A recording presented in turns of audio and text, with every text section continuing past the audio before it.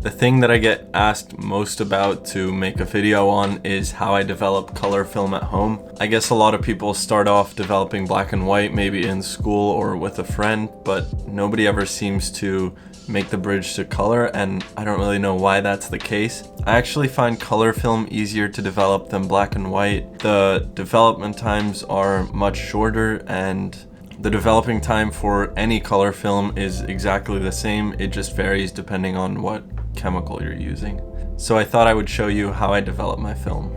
There are a couple things you're gonna need, obviously, and the first is a developing tank. I bought mine for about 30 bucks, I think, and I'll have links in the description to where you can buy everything. This developing tank allows you to pour liquids in and out without being in the dark, which is super helpful for developing at home. You obviously have to load your film in the dark, but I'll talk more about that later. You can totally take this thing apart. It has a rubber lid at the top, which makes it waterproof for agitating. It then has this cap that twists off, and this is what lets you pour chemicals in and out without exposing your film to light. And then there is the film reel itself, and this is where you're gonna wind your film on. You can get these tanks in different sizes. I just have the smallest one. It holds 2 rolls of 35 or 1 roll of 120. The second thing you'll need is obviously a C41 kit. I use this kit by Unicolor. It comes with 4 packets of chemicals. The first is Developer, then the second are Blix A and Blix B, and you'll mix these into the same container. And the last is the Stabilizer. The recommended amount is 8 to 12 rolls. I actually use this for about 25. I think as long as you're careful with not contaminating your chemicals too much and you use clean water to mix your chemicals, you shouldn't have a problem. The next thing you're gonna need is a thermometer, because you need to control the temperature of your chemicals when you're developing. Make sure your thermometer is waterproof. Mine is not, and it's kind of annoying. I have to try to not get it wet. It's the only one they had left at the store, so. And then finally, you'll need some bottles. I just have these plastic black bottles. Depending on what size chemical kit you need, obviously the size of the bottles will vary. I have a 1 liter kit, so I bought 4 1-liter bottles. I just have 1 extra because they break sometimes, but you only need 3. That's it for the materials. You can go ahead and mix your chemicals with water. This obviously depends on what kit you have, and it's just pouring them into water and stirring. The way that these tanks work is that you have to load the film in the dark.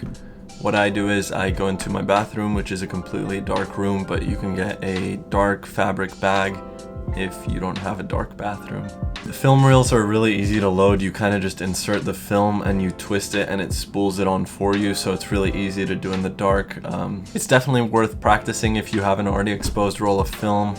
Once you get in the dark, it gets surprisingly difficult. Even though it's just a simple twist process, it doesn't always work perfectly, so I would say just practice it once or twice. The hardest part about developing color film yourself, and I think this is what deters most people from trying it, is heating the chemicals.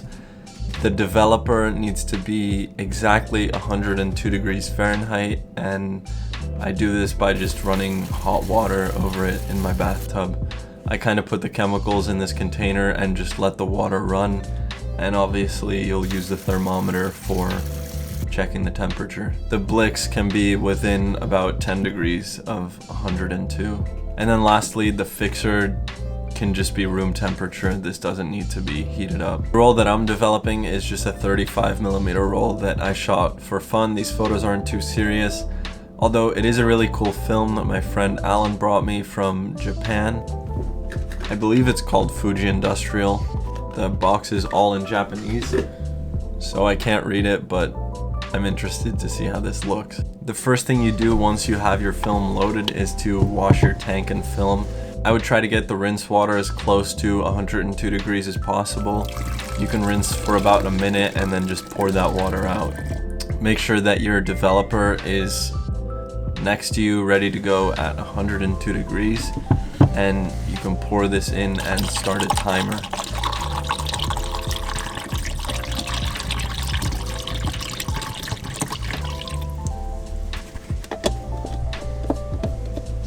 After I pour it in, I usually like to agitate for about 15 or 30 seconds. Then every 30 seconds, you want to agitate for 5 seconds. This chemical needs to be in contact with the film for 3.5 minutes. The time here is what determines whether you push or pull your film, which is basically like over or underexposing, but in the development process. After 3.5 minutes, you can pour out your developer. Put this back in the bottle because unlike black and white, you can reuse color developer. After the developer is out of the tank, you can go ahead and pour in the Blicks.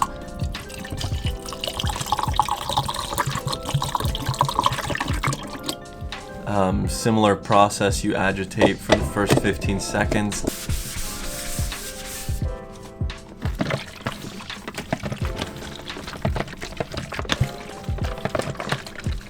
And then for 5 seconds every 30 seconds.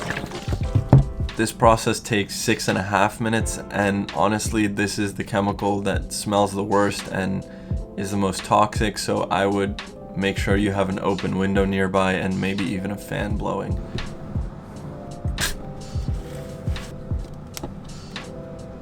Once you're finished with this, go ahead and pour the Blicks back into the container. You also reuse this in the future.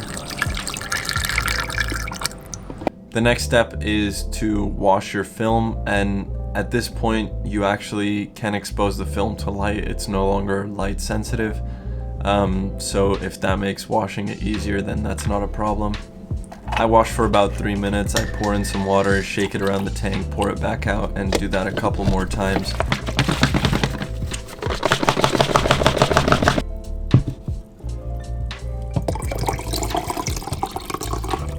This step isn't too specific, just make sure that the water that's coming out of your tank is completely clear.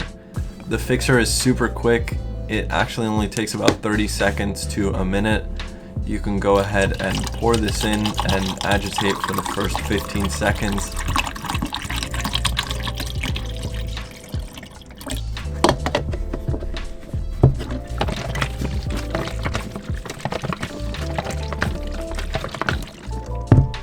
Once that's done, you can go ahead and pour this back in the bottle as well.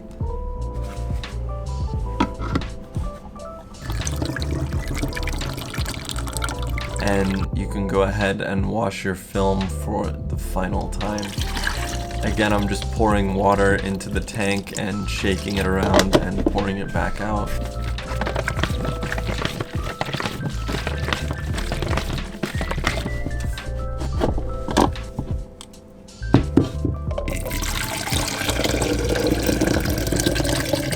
Make sure you're thorough with this process because otherwise you will get marks on your film when it dries. So once you're done washing, you can go ahead and actually remove the tank from the reel.